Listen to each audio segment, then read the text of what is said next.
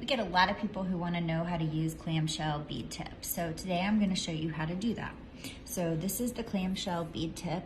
You can see that it's got a hole in the bottom where your cord goes through, and your little knot can go in the middle there, and then the loop on top is where you will attach your clasp.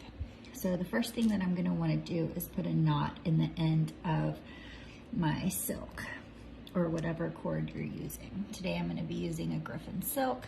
This is a size 10. I really like these because they already have the needle attached to the silk, making it really easy.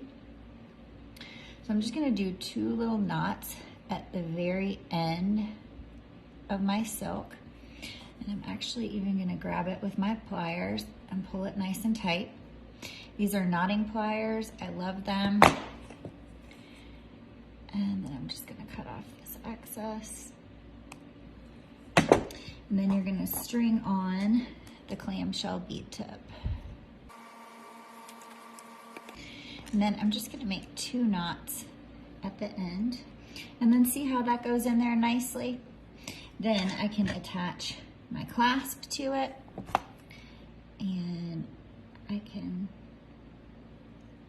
make that go round to hold my clasp.